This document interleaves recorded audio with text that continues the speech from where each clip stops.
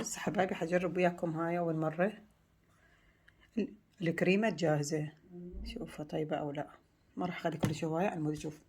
هذا اليوم غدانا قلت لكم المسخن الفلسطيني بس على طريقتي، وأكيد خديت له هذا خبز رقاق بعشان كلش رقيق، ويا أكيد لازم السماق والمكسرات، وعندي قطعة لحم، وهاي الدجاج بعشان طري جدا، لين سويته بالخل وسويته بهذا جدر الرز اللي هو بالضبط مثل جدر الضغط. الله شلون طلع والله يجنن.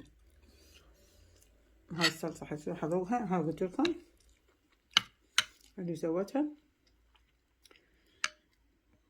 الصلصة من اللبن والراشي والثوم، شطة حمراء، بابريكا، ورمان والسماق، زيت زيتون أكيد.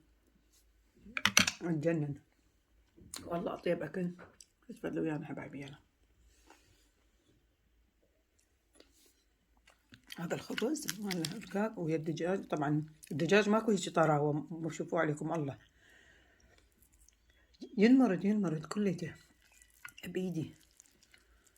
سويته هو قلت لكم هاي الجدرية مالت الرز اللي هي نفس فكرة جدر الضغط. فهسه صارت الأكلة تجنن، ويا ريتكم ويانا والله العظيم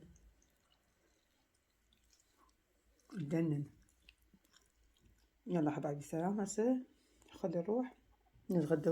الصلصة طلعت كلش طيبة. سلام. عنا مية.